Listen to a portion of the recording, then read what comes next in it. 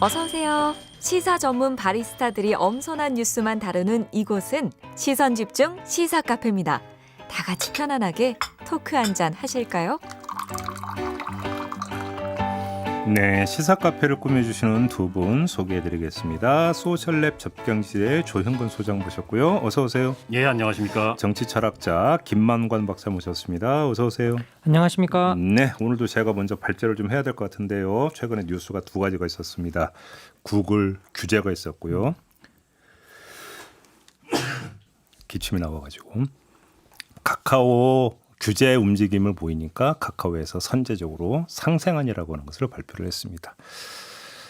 구글이든 카카오든 이제 플랫폼 기업, 이제 흔히 이렇게 이제 부르곤 하는데, 그래서 플랫폼 기업, 플랫폼 경제, 혁신이냐 독점이냐, 이 이야기가 지금 최근에 화두로 떠오르고 있습니다. 근데 따지고 보면 혁신과 독점이라는 게 혁신의 결과고 독점으로 가는 거고, 독점을 하려고 혁신을 하는 거고, 그죠? 그렇기 때문에 이거는 다시 이제 화두를 바꾸면 이렇게 좀 규제를 해야 되느냐 말아야 되느냐, 결국은 이 문제로 가야 될 것 같은데요. 오늘 좀 그 이야기를 한번 좀 집중적으로 해보려고 합니다. 이 이야기를 하려면 결국은 디지털 기술 기반의 업종, 업체, 이걸 어떻게 볼 것인가, 여기서부터 이야기가 좀 시작이 돼야 될 것 같은데, 어느 분이 좀 먼저 문을 열어주실까요? 제가 네. 얘기를 먼저 한번 해보겠습니다. 예. 우선 하나 좀 확인하고 싶은 게 있는데요. 지금 뭐 규제를 할 거냐 말 거냐. 뭐 보니까 최근에 이제 뭐 일부 경제지나 이런 데서는 규제하지 마라. 이것도 왜 정부가 나서가지고 이러냐. 특히 IT 기업은 그런 거 아니다. 뭐 이런 얘기들이 있는데요. 혁신을 가로막는다고 네, 주장했죠. 그렇죠. 근데 일단 하나는 온라인 이 플랫폼 기업들에 대한 규제는 지금 글로벌 추세입니다. 세계적 추세입니다. 전 세계적으로 다 하고 예, 있어요. 지금 다들 나서고 있고요. 이거 심각한 문제다. 그러니까 한국 정부가 뭐 반기업적이어서 이런 거 전혀 아니고요. 네. 친기업적이라는 미국 정부가 제일 열심히 나서고 있고 구글 사례 조금 전에 말씀하셨는데, 구글만 해도 특히 유럽연합에서는 최근 2년 동안에 3차례 걸쳐서 과징금 판정받아서 그 선고받은 벌금이 10조 7,800억 원입니다. 우리 공정위도 이번에 2천억 예. 조금 넘는 거 해서 그렇습니다. 되게 많이 때렸더니 근데 유럽연합에서 센 것도 받은 아니네. 거는 3차례 10조 원이 넘고요. 네. 또 지난 7월 2021년 지난 7월에 프랑스가 구글에 또 6,800억 때렸고요. 유럽연합하고 별개로. 또 페이스북 같은 경우에는 이번 9월입니다. 며칠 전에요. 아일랜드 정부로부터 역시 약 3,090억 원의 과징금을 부과받았어요. 그래서 이게 지금 세계적인 추세입니다. 그러니까 우리 정부가 반기업적이어서 뭐 그런 거 전혀 아니고요. 세계 그 전까지 없었던 현상이기 때문에 네. 지금 이거에 대한 이제 그 규제를 어떻게 할 것인가가 세계의 여러 규제 당국의 정말 절실한 과제다. 결론 나왔네 이미. 예, 뭐. 규제는 추세다, 세계적 추세다. 그렇습니다. 결론 나와버렸네. 네. 그러니까 이제 그러면 왜 규제해야 되느냐에 대해서 제가 한 말씀만 드리고 싶은데, 이제 뭐 조금 어려워 보이는 용어지만 네트워크 효과라는 표현을 쓰거든요. 이게 뭐냐면 이런 정도의 기업들, 다시 말하면 지금 우리 온라인 플랫폼 기업들, 예전 같으면 어떤 또 기업들이 있냐면 철도 회사라든지 전력 회사라든지 네. 전화 회사라든지 이런 것들이 망을 이용하잖아요. 이런 회사들이 전형적으로 독점을 하게 됩니다. 그렇죠. 하게 되면 예, 그렇죠. 곧 그렇죠. 경쟁으로 시작했더라도 곧 독점을 하게 돼요. 음. 왜 그러냐면 우리가 이게 쉽게 말하면 카톡을 다 쓰고 있으면 나도 카톡 써야 되잖아요.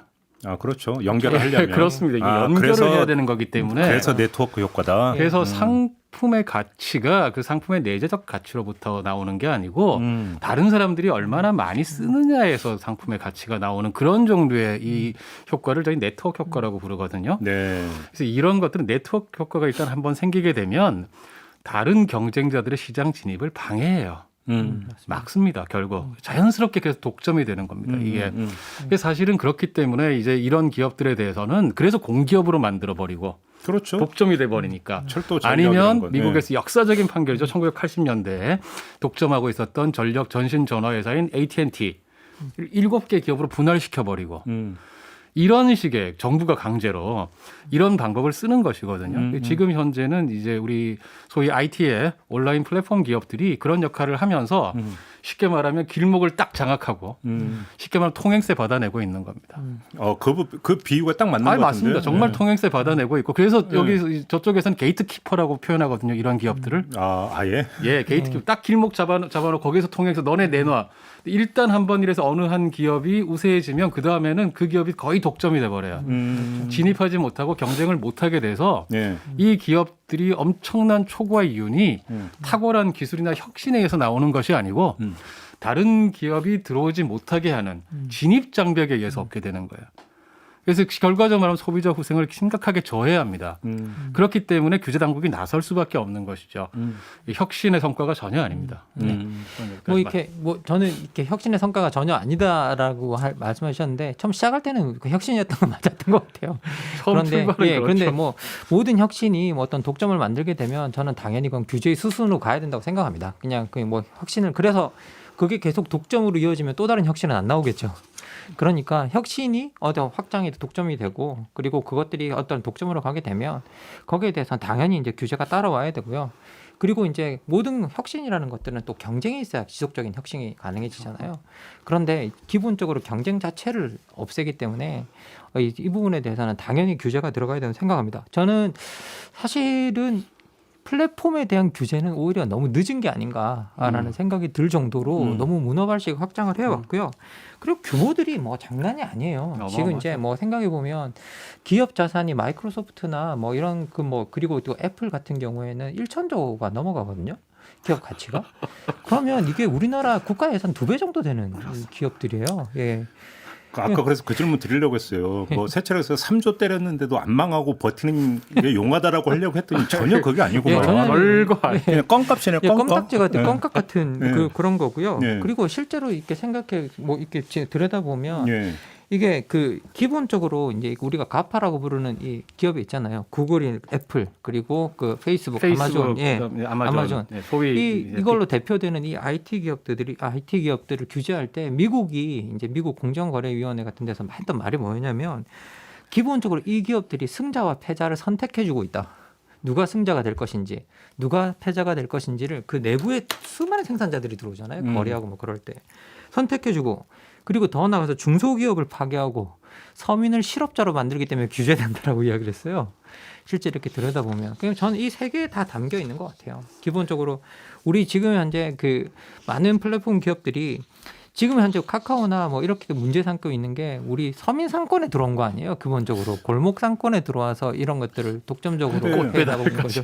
심지어 꽃배달까지. 예. 좀만 좀 차근히 좀 짚어봤으면 좋겠는데 일단 저는 하나 궁금한 게 뭐냐면은 아까 이제 뭐 철도나 이제 전력 이야기를 했지만 어찌 본다면 그런 건 좀 약간 그 드문 케이스였는데 디지털 기술이 일반화되면서 나타나는 일반적 현상이 바로 독점으로 가버린다. 그러니까 예를 들어서 뭐 1강 2중 다약 이런 시장 구조가 아닌 거잖아요. 네네, 그냥 그렇죠. only one. 예, 그렇습니다. 예. 그러니까 이게 그러니까 디지털 기술의 어떤 특성이 결국은 작동을 하면서 이런 현상이 빚어지는 거 아니냐. 일단 이 점부터 좀 짚어봐야 될 것 같은데. 기본적으로 디지털 기술 자체가 플랫폼으로 작동을 하잖아요. 근데 이제 과거와 이 플랫폼이 좀 다른 게 뭐냐면 과거에는 생산자와 소비자가 직접적으로 작동하는 거라면 그렇죠. 플랫폼은 하나의 중개인으로 작동을 하는 거니까 이 플랫폼 옆에 소비자와 생산자가 같이 놓이게 되는 거죠. 예.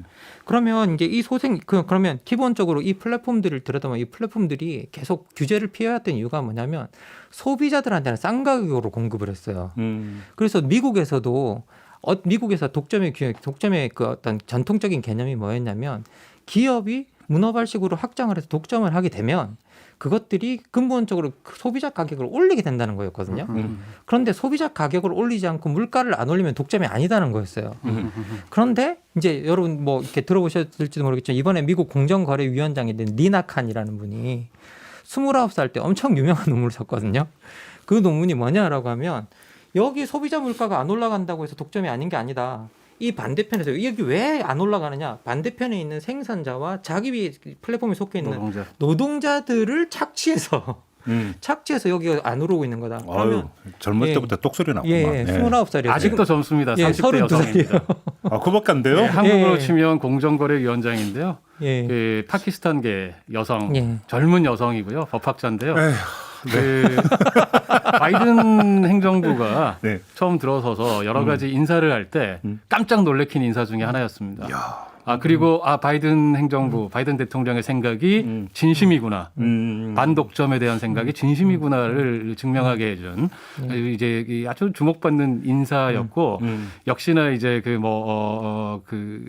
그런 평판답게 지금 이제 반독점 규제에 앞장서서 나서고 있는데 지금 사실은 그래서 저희가 이제 보면 우리 흔히 이제 한국에서 기업 자유를 주장하시는 분들이 미국을 많이 모델로 많이 삼지 않습니까? 모범으로.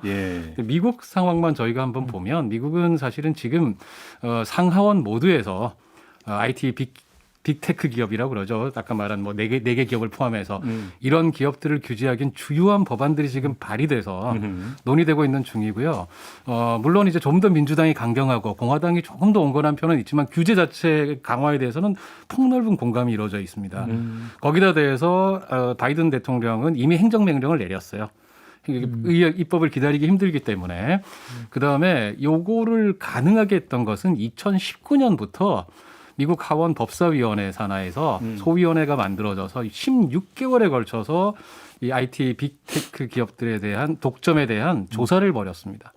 무려 450페이지짜리 이 보고서가 나왔는데 간단히 말하면 이런 소수 온라인 플랫폼 기업들이 이런 독점적 지위를 가지게 되면 일단 가짜 뉴스 같은 것들이 막 범람하면서 민주주의가 저해되고 혁신과 기업가 정신이 약화된다. 그리고 또 뭐 프라이버시가 약화된다. 저 깜짝깜짝 놀라거든요. 요새 하다 보면. 그 다음에 이제 정치 경제적 자유도 악화되고 정치적 영향력도 강화된다. 이 사람들. 그래서 이거는 심각한 문제가 되기 때문에 규제해야 된다라고 하는 보고서가 올해 나왔어요. 그래서 이런 폭넓은 공감 아래서 지금 이런 규제가 이루어지고 있다. 이런 거를 좀 말씀을 드리고 싶습니다. 근데 아까 제가 말씀드렸던 거는 이제 왜 플랫폼이 독점으로 가는가? 왜 그 후발주자가 따라오지 못하는가? 그렇죠. 이제 그 이야기였는데요. 이제 이게 그 생산자와 소비자가 이렇게 양쪽으로 있고 중개를 하게 되는데 여기서 문제는 뭐냐라고 하면 상호 네트워크 효과라는 게 생겨나요. 이게 소비자들은 생산자가 많은 곳에 가면 갈수록 싸게 살 수 있죠. 거기 자기들끼리 경쟁이 있으니까. 그렇죠. 예, 그래서 플랫폼이 처음에 이 생산자들을 대거 유입시키면 소비자들이 따라서 유입되거든요. 지금 오프라인 상에 이제 전문 상가 같은. 그렇죠. 예, 전문 상가 같은 게 되죠. 그러면 소비자가 이렇게 더 들어오면 소비자가 더 들어오네 하고 또 다른 생산자가 더 들어와요. 그렇죠. 그러면서 서로를 키우는 구조가 되거든요. 그러면서 몸집이 엄청나게 거대하게 움직이게 되고 그리고 기본적으로 플랫폼 자체는 이용자가 많아야 된다는 것 때문에 초반에는 수익이 나는가 안 나는가를 따지지 않아요. 몸집 불리게 나서거든요. 그리고 몸집 불리게 나서고 그리고 기본적으로 이 플랫폼은 데이터 기반으로 움직이고 있잖아요. 그렇죠. 그러니까 기존의 데이터를 먼저 선점하고 있기 때문에 뒤에 따라오는 후발주자들이 따라잡기가 너무 어렵고요. 그리고 더 문제가 되는 건 후발주자들에 대한 정보를 선점해요. 여기에 요 기업들이. 그러면서 후발주자들을 그 정보를 위해서 죽여버리는 현상들이 많이 나타나고요. 그리고 조금 클 것 같은 기업이 있으면 일단 돈을 주고 인수를 해버려요. 그렇죠. 이런 기업들이. 맞아요. 인수를 합니다. 그것도 여기 보고서의 중요한 그것 중에 하나인데 경쟁 기업들은 인수해버리거나 아니면 인수해서 망하게 해요.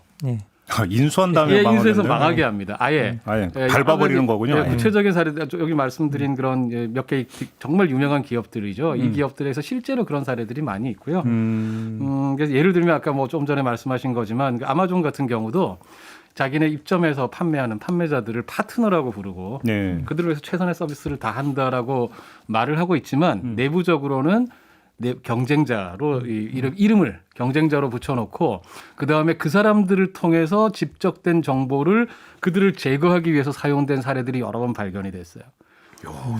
뭐 이렇게 무서워. 무섭죠.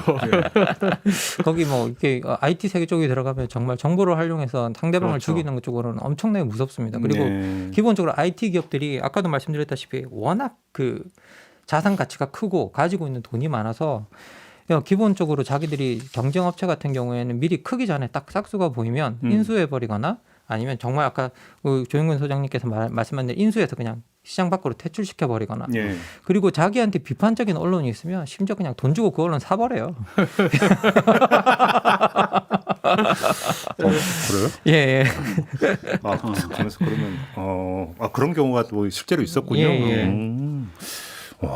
참 무서운데. 자, 그러면 결국 이제 그 플랫폼이라고는 우산 밑에 한편으로는 생산자, 또 한편으로는 노동자, 있는 건데 전부 다 여기서 이제 후려치기가 이루어진다라는 거잖아요. 가두리 양식장에 가둬놓고서는 그렇죠. 예. 그렇죠. 쪽쪽 빨아먹는 거죠. 그러니까 이제 처음에는 이제 그 예를 들어서 뭐그 생산자 입장에서는 엄청나게 큰 당신이 지금까지 경험하지 못했던 무한 시장을 열어드립니다. 이렇게 그렇죠. 갔다가 이제 돈 내세요. 이렇게 되는 거고. 그렇죠. 그잖아요. 네. 네.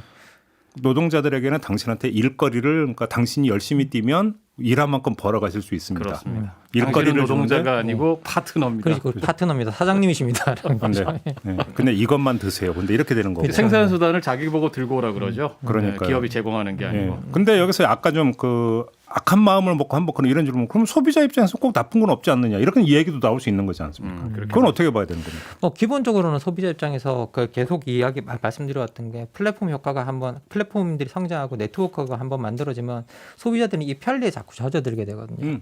예, 그리고 이제 어떻게 보면 여기서도 우리가 뭐 카카오 택시 같은 경우도 보시면 아시겠지만 여기서 소비자들한테 뭐 어떤 그 돈을 물리기보다는 거기서 운전하시는 분들 수수료를 올리거나 이런 식으로 떼가는 구조로 만들어지서 네. 소비자들은 그거 피해를 못 느끼기 때문에 기본적으로는 여기에 반응을 잘 안 하게 되는데 그런데 이 플랫폼 경제가 커져가면 커져갈수록 소비자의 많은 분들이 이제 이 플랫폼 쪽에서 일하게 될지도 몰라요. 관련돼서. 그렇겠죠. 관련돼서 일하게 될지도 몰라요. 그러면 자신이 거기에 직접적인 관련자가 되는 경우, 그래서 자신이 직접적인 피해자가 되는 경우도 있거든요. 그래서 그 부분도 생각해 주셨으면 좋겠어요. 저 같은 경우는. 예. 근데 여기서 제가 뜬금없는 한번 그러면 또 화두를 한번 던져보게 돼. 누가 그런 얘기를 하던데 김영삼 정부 때부터 이제 본격적으로 시행했던 게 유통의 대형화였잖아요. 그러면서 예를 들어서 역사에다가 이제 뭐 대형 백화점이나 대형 마켓 이런 것들이 들어오면서 골목 상권을 죽인다는 이야기 이제 그다음부터 나왔는데 이때 이제 유통의 대형화에서 나타났던 양상은 주변의 골목 상권의 가게들을 조그만 가게들을 다 없애버린다라고 하는 이런 결과를 빚어졌는데 지금의 이런 어떤 그 플랫폼 기업은 그런 생산자를 없애는 게 아니라 종속을 시키는 거잖아요. 쉽게 말하면 그러면 차라리 그거보다는 나은 거 아니냐 또 이렇게 이야기하는 사람이 있더라고요. 이건 어떻게 봐야 되는 겁니까? 생산자 종속시키는 것만이 아니고 결정적으로는 이제 뭐 그냥 종속이 아니고 초과 착취죠. 네. 예. 엄청나게 저기 아까도 말씀하셨지만 저희가 지금 플랫폼 기업들이 굉장히 싸게 심지어 무상으로 서비스를 제공하는 게 그게 사실은 무상이 아닙니다. 그냥 싼 것이 아니고 사실은 그것을 대가를 받아야만 했던 사람들이 네. 그 대가를 받지 못하는 거죠. 못하고 지금 뭐 우리가 단적인 사례로 지금 우리가 알 수 있는 게 우리나라 온라인 각종 판매 채널들 여기 입점하고 거기서 또 좋은 자리에 노출되려면 엄청나게 싸게 좋은 조건으로 해야 되는데 사실은 생산비 이하 수준으로 그럼에도 불구하고 그렇게 노출되고 판매되어야만 이제 기본적으로 최소한 이렇게 브랜드를 알릴 수 있기 때문에 그리고 또 회사를 굴려야 되기 때문에 이런 일들이 일어나는 것이고 사실은 그렇게 해서 만들어지는 게 사실 우리가 이제 경제학적으로 뭐 경제학이라는 표현 쓰니까 좀 그렇긴 한데 사실은 기회비용이라는 관점에서 봐야 됩니다. 만약에 그러니까 우리가 이거를 갖다 그냥 싸게 이용하고 있는데 좋지 이게 아니고 이런 식의 기업이 아니고 이런 식의 독점이 아니었다면 우리가 무엇을 얼마나 얻을 수 있었을 것인가라고 하는 관점에서 봐야 되거든요. 예를 들면 리나칸 같은 사람들이 제기하는 문제가 그런 거잖아요.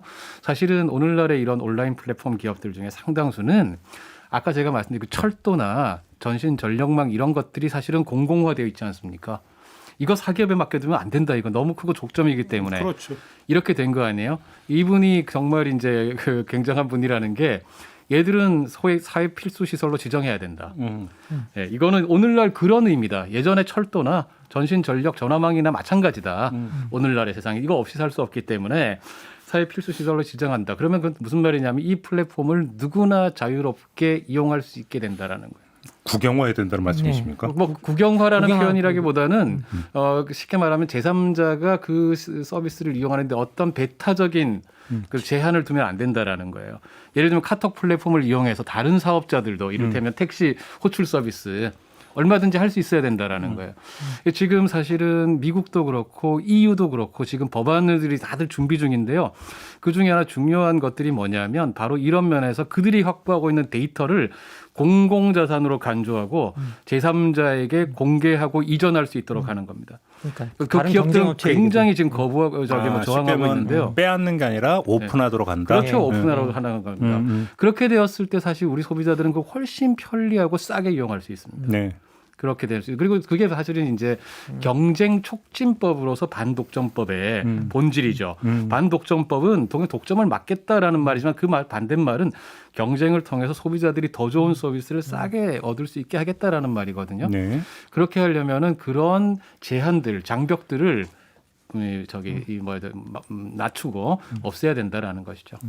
저는 그리고 또 이제 그 규제 같은 것들이 또 필요하다고 생각되는 게 뭐냐면 저는 자기들이 종사하는 분야에 대한 책임감 뭐 이런 것도 좀 심어줘야 된다고 생각이 좀 드는데요. 이 플랫폼들이 좀 이상한 게 우버 같은 경우는 이제 어떻게 보면 우버 노동자들이 캘리포니아에서 있는 우버 노동자들이 우리가 우버에 사실상 종속돼 있는 노동자라는 지위를 확인해달라는 소송을 내건 적이 있었거든요. 예. 근데 그 소송을 내걸었을 때 우버가 뭐라 그러냐면 우리 택시 회사가 아니라 IT 회사라 그러거든요.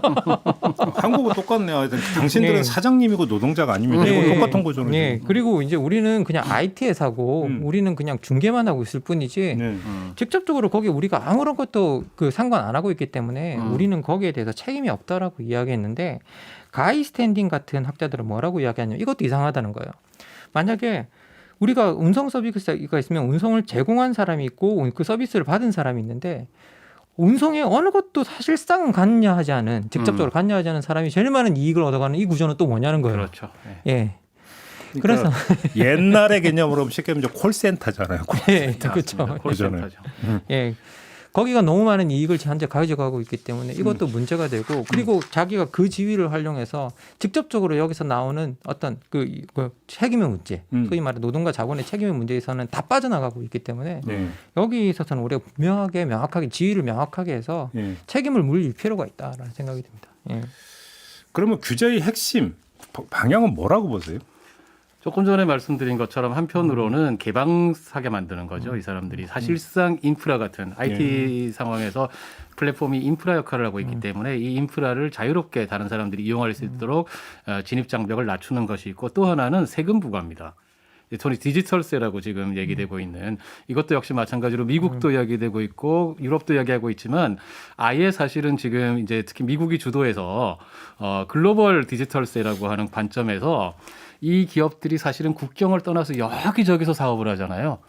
사실은 네, 그렇죠. 이를테면 초국적으로 구글이 우리나라에서도 사업하고 전 세계에서 사업을 하고 있지 않습니까? 그런데 우리나라의 사업장은 따로 갖고 있지는 않아요. 이런 경우가 대부분이지 않습니까? 이런 기업들이 그럴 때 이것을 글로벌 차원에서 함께 이들을 자기 나라의 사업장이 없어도 이런 사업을 하는 기업들에게 세금을 부과하도록 하자, 할 수 있게 하자라고 이야기를 해가지고 지금 오히려 미국이 주도하고 있습니다. 미국이 주도하고 있어서 그리고 프랑스 같은 경우는 아예 지금 입법을 했고요. 했고 그래서 여러 가지 면에서 이렇게 세금을 그동안은 그야말로 정말 공공이 만들어낸 인프라를 활용해서 진짜 인프라를 활용해서 사실은 생각해보면 그런 거 아닙니까? 이 기업들이 플랫폼 기업이라고 이야기를 하지만 사실은 그런 공공이 만들어낸 플랫폼 위에서 이익을 얻고 있는 겁니다. 그렇지 않습니까? 그런 거 다 깔아놨기 때문에 이 사람들이 거기 위해서 어마어마한 이익을 얻고 있는 거잖아요. 근데 거기에 대해서 당연히 세금을 내야죠. 예, 그런 점에서 보면 그리고 또 그동안 세금 내지 않았던 수많은 나라들에 대해서 거기서 이익을 얻는 만큼 돌리는 게 당연히 마땅합니다. 근데 이게 이제 중요한 것은 글로벌하게 같이 가야 된다라는 것이죠. 근데 지금 사실은 일단은 미국이 주도를 하고 있기 때문에 긍정적으로 지금 되지 않을까 그런 생각을 뭐 하고 있는 것 같습니다. 미국 같은 경우는 규제 방향을 3가지로 잡았다고 이야기를 제가 들었는데요. 하나는 과도한 수수료를 막 가져가는 거, 여기에 대해서 방지하는 거. 예. 두 번째는 거기 플랫폼에 일하는 노동자들의 가혹한 계약 조건, 사업자들의 가혹한 계약 조건을 못하도록 하는 거. 그 세 번째가 개인과 기업에 대한 데이터 추출 남용하는 거. 그리고 여기에 대해서 그런 데이터들을 다른 경쟁 기업과 공정하게 공유하는 거. 그 부분으로 이제 규제 방향을 잡았다고 저도 세 가지로 잡았다. 예. 하나만 더 여쭤볼게요. 보통 이제 우리가 이제 그 역사에서 보면 이제 대안 운동이라는 게 항상 나타나지 않습니까? 근데 지금 그러니까 얼마 전에도 작년에도 이제 어떤 게 그러니까 배달 앱이 문제가 되니까 경기도 같은 경우는 공공 배달 앱을 개발한다. 뭐 이런 이야기가 나왔어요. 근데 지금 두 분이 아까 이제 그 초기에 진단해 주셨던 디지털 기술의 특성으로 본다면 그런 것은 아예 출발에서부터 한계가 있다고 봐야 되는 겁니까? 그럼에도 불구하고 시도를 해야 된다고 봐야 되는 겁니까? 어떻게 보세요? 야, 그거 정말 어려운 질문이신데요. 이렇게. 뭐 저 같은 경우는 좀 이제 뭐 공공이 대응하는 게 정말 옳을까라는 생각은 들고요. 그리고 저는 이렇게 그 기본적으로 가지고 있는 데이터를 다른 경쟁 업체에 개방하라라는 어떤 그런 것들이 경쟁을 가능하게 만들자라는 거잖아요. 그리고 일정 이상의 어떤 과도하게 다른 기업들 거기 보면 여기서 거기 보면 그 규제의 내용 중에 경쟁 가능한 기업을 인수하는 걸 막는 법도 들어가 있거든요. 예, 그래서 실제로는 이제 시장에서의 다양한 경쟁자들이 들어와서 어떻게 보면 기업 간의 경쟁을 할 수 있도록 만들어줘야지 하나의 기업이 몸집을 불려서 모든 것을 다 가져가는 그런 구조 속에서는 이게 기업들이 경쟁하면 기업들 내에서도 생산자들을 좀 다르게 대접해 줄 거잖아요. 거기 있는 플랫폼 노동자들도. 예. 그래서 그렇게 다양한 플랫폼들이 여러 개가 경쟁할 수 있는 구조로 만들어주는 게 되게 핵심이다라는 거. 근데 지금 우리 카카오 택시 같은 경우만 봐도 카카오 택시 운전하시는 분의 92%가 카카오 택시를 하고 있다고 그러거든요. 그러면 이거는 종속될 수밖에 없는 그런 구조가 만들어지죠. 사실은 예. 택시 앱이 여러 개가 있었죠. 근데 이제 그게 시간이 지나면서 결국은 카카오로 전부 다 그냥 이게 독점화되어 버리면서 다른 데는 존속이 불가능한 이런 상황으로 가고 있는 거잖아요. 근데 그게 그럼 오픈만 한다면 그게 다시 돌아가서 경쟁 상태가 창출될 수 있느냐? 이건 좀 점검이 필요한 사항 아닙니까? 그러니까 자꾸 이제 미국 같은 경우에는 아주 커진 기업들을 쪼개려고 그러는 것 같아요. 예, 그래서 지금 현재 미국에서 논의되고 있는 안들 실제로 실행될지는 이건 저항이 엄청나기 때문에 쉽게 되지 않을 수도 있지만 예를 들면 구글과 유튜브를 쪼개려고 하는 것이 안에 있습니다. 지금 네, 그리고 맞습니다. 또 이제 페이스북과 인스타그램 너 쪼개야 된다 이런 식으로 이게 왜냐하면 너무나 서로 커져 있고 상호가 깊이 연동돼 있기 때문에 이 가두리 양식장을 빠져나가기가 굉장히 힘들죠. 근데 구글하고 유튜브를 쪼개도 그 자체가 또 어마어마하게 커가지고. 그렇습니다. 그래서 이게 그 자체로 어마어마하게 큰데 사실 이게 서로 상생관계를 가지고 있거든요. 우리가 뭔가 검색하면 구글에서 유튜브 자료를 제일 먼저 맞습니다. 띄워주거든요. 그래서 이게 불공정 거래다라고 하는 이야기들이 있었죠. 밀어주기지. 예, 밀어주기. 그렇죠. 그래서 앞으로 미국 같은 경우에는 지금 리나 칸이 밀고 있는 법안이 세워지면 구글이 유튜브 그거를 못 띄우게 될 수도 있다라는 이야기까지 나오고 있어요. 리나칸이라는 인물이 그 세계적인 소임을 짊어지고 등장한 분이군요. 이 업계에서는 지금 가장 주목받고 있는 예. 분이죠. 성이 칸인가 보니까 정말로 파키스탄계 네. 분이 맞군요. 젊은 여성. 그리고 지금 미국의 사실 미국의 IT 업계 사람들도 다 젊은 사람이긴 하거든요. 거기에 있는 주류로 일하는 사람들이 거의 저도 이제 20대 30대들로 알고 있는데 근데 이 리나칸 같은 경우도 지금 이제 원래 89년생이죠. 89년생이고. 네. 그래서 아주 젊고 그래서 이 생태계가 어떻게 돌아가는지를 잘 파악하고 있는 것 같아요. 하긴 디지털 생태계는 젊은 분들이 더 잘 파악할 수가 있죠. 그러니까요. 예. 사실 저희 잘 몰라요. 그러니까요. 저희들이 이렇게 이야기하고 있는 것도 이야기하니까 그런 거지. 저희 젊은 세대들이 저희들보다 훨씬 잘 알죠. 저는 배달의 민족도 한 번도 이용해 보지 않아서 참 저는 최소한 배달의 민족 못 심각한데요? 써봤습니다. 심각한데 그건. 그렇게 말입니다. 근데 이제 제가 갑자기 떠오른 생각이 하나 있는데 제로 투 원이라고 하는 책이 있어요. 네. 이제 미국에서 페이팔이라고 왜 인터넷 결제 서비스 이거 공동 창업자의 어떤 피터 틸이라는 분이 쓴 책인데 한국어로 번역이 돼서 그 한국어 번역본 책의 부제가 뭐냐면 경쟁하지 말고 독점하라. 너무 노골적이에요. 예. 그래서 근데 이제 가만히 읽어보면 그냥 독점해서 돈 많이 벌어라고만 말하지 않았겠죠. 이분이 이제 아마도 이제 일종의 IT 구루, IT 업계에서 굉장히 그냥 창업자가 아니라 이게 가르침을 많이 주는 이런 입장에 있는 분인데요. 이분의 말씀은 간단히 말하면 창조적인 건 뺏기는 데서 나오지 않는다. 완전히 새로운 걸 만들어라. 그러면 독점할 수 있다. 네. 그래서 이분이 여기서 말하는 독점이라고 하는 거는 자기 분야에서 너무 뛰어나기 때문에 다른 회사들은 감히 그 비슷한 것도 내놓지 못하니까 그래서 자연스럽게 독점을 하는 이런 거를 말을 해요, 이분이. 우리나라는 초격차 이런 거. 아니 근데 그렇게 하니까 그럼 제가 다시 한번 질문 드려볼게요. 열심히 노력해서 혁신을 해서 나타난 결과로서 이 독점은 정당한 거 아니냐?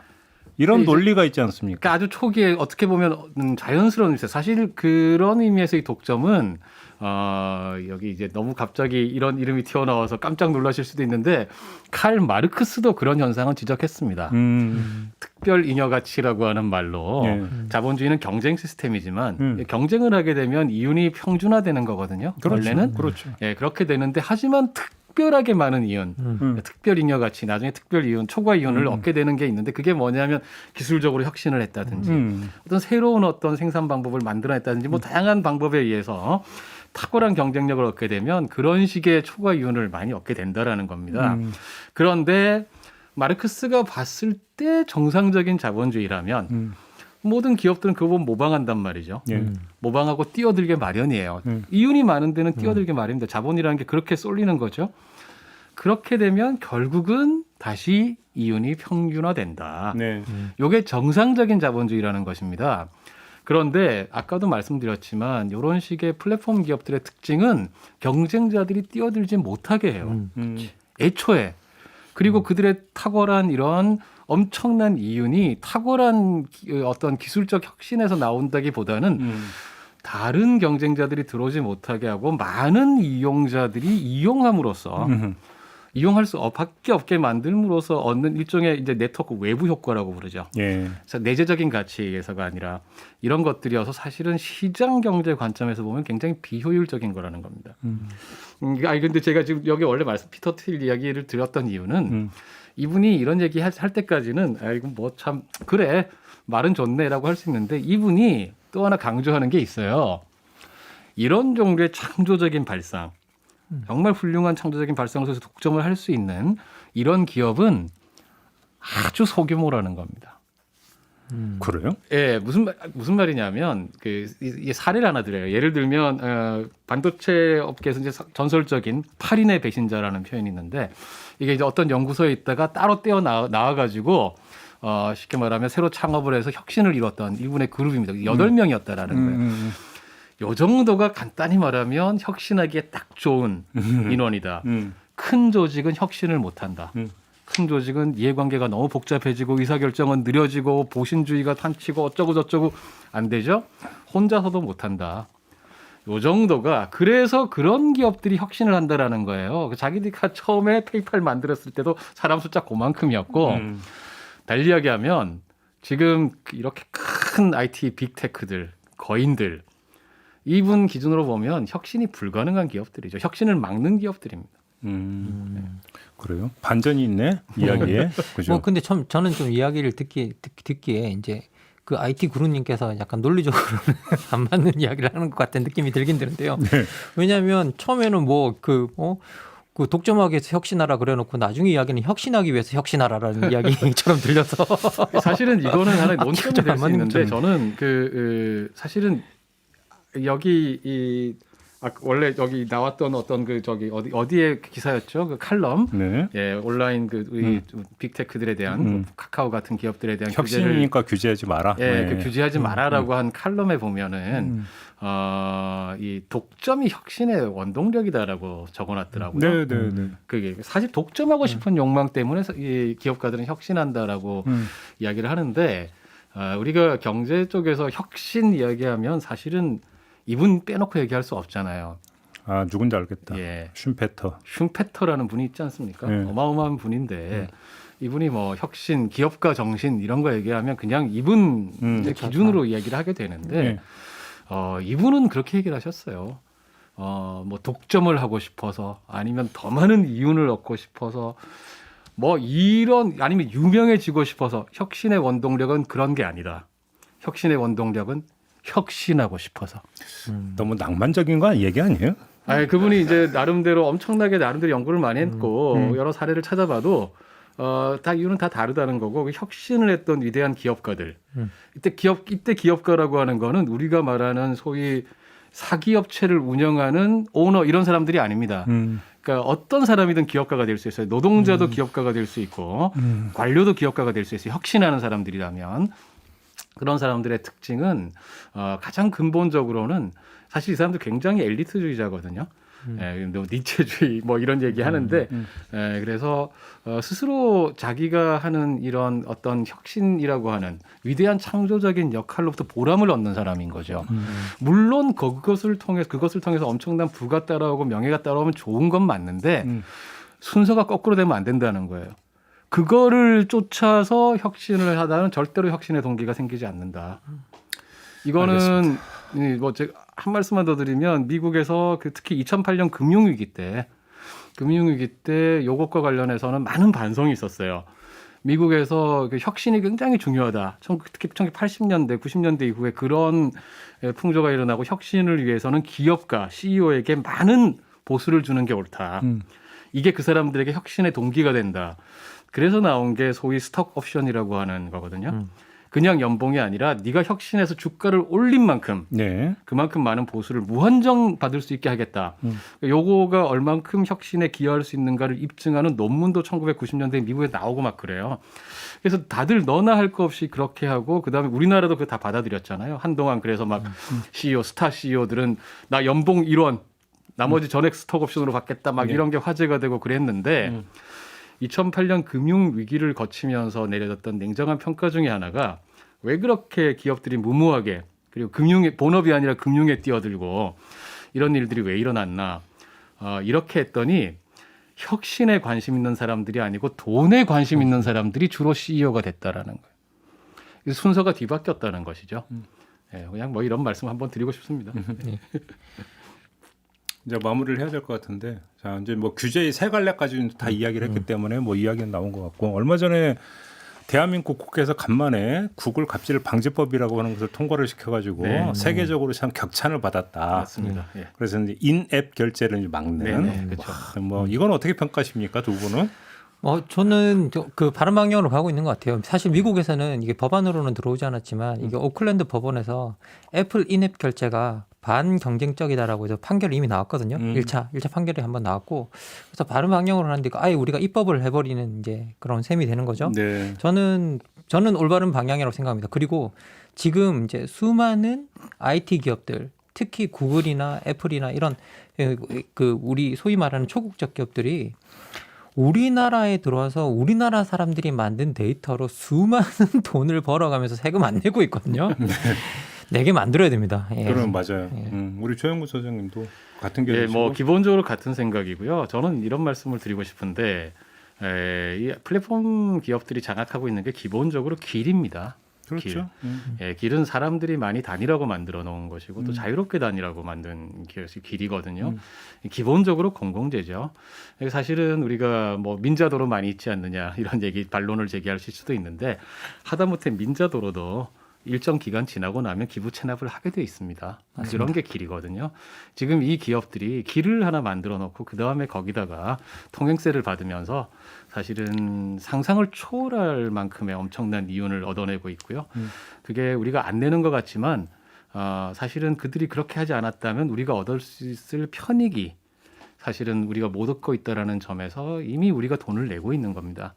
그러니까 그런 점에서 무슨 질투를 해서 그런 게 전혀 아니고 우리가 좀 제대로 된 길들을 서로 다닐 수 있게끔 제대로 된 규제를 좀 해야 되겠다 이런 생각을 그러니까 합니다. 종종 그 생각을 해요. 그러니까 그 이제 저는 이제 종종 짜장면을 시켜 먹는데 집에서 옛날에는 그 짜장면을 시키면 이제 그 거기서 이제 그 직접 배달을 해주시고 했는데 이제는 또 배달료를 내야 되잖아요. 그렇죠. 왜 이렇게 살아야 되는 걸까? 그러니까 그냥 나오고 짜장면이니까 중국집 보고 그냥 직거래하면 되잖아요, 사실은. 그러게 말입니다. 그잖아요. 근데 왜 거쳐가야 되는 거지? 그리고 더 심각한 건 또 하나 더 보태야 될 건 최근에도 제가 우리나라에서 제가 뉴스에서 봤는데 통계가 나온 것 같아요. 배달 앱을 통해서 배달하는 것과 직접 배달하는 것 사이 사고율 차이가 엄청나대요. 당연히 그러겠죠. 예, 그렇겠죠, 배달 앱이 당연히. 훨씬 높대요. 그럼요. 그러니까 왜 우리가 이런 안전까지 사람의 안전까지 위협받으면서 이렇게 해야 되는가? 이런 게 혁신이냐는 것이죠. 그럼 아까 이제 소비자 입장인데 사실은 소비자한테 부담이 다 가는 거예요. 그렇습니다. 결국 하다 보면 그렇게 가더라고요. 예. 왜 이렇게 살아야 되는가 싶은 생각이 좀 들더라고요. 그래서 저는 말이에요. 그래서 지금도 이제 가끔 아파트 현관에 붙어 있는 거 있잖아요. 그래서 직접 전화해서 배달을 시켜 먹고 있습니다. 네. 가급적 직접 직접 전화하셔서. 전화하는 방식으로. 네. 예. 그래도 저는 그 배달앱이 좀 몇 번은 썼습니다. 저는 한 번은 제가 한번 경험해볼까 하는 생각을 하다가도 예, 평생 한 번도 하지 않고 예, 끝까지 하지 않는 순수한 몸으로 남겠습니다. 순수한 건지 게으른 건지는 잘 모르겠으나 아무튼 알겠습니다. 자, 이렇게 마무리하죠. 김만곤 박사, 조영건 소장 두 분과 함께했습니다. 두 분도 추석 잘 쇠시고요. 네. 예. 네, 저도 물러가고 우리 애청자 여러분 다시 한번 뭔가 추석 잘 쇠시고 원기 충전하시라 이런 말씀드리면서 물러가겠습니다. 고맙습니다. 네, 감사합니다. 고맙습니다. I love the Java Jive and it loves me. Coffee and tea and the Javan.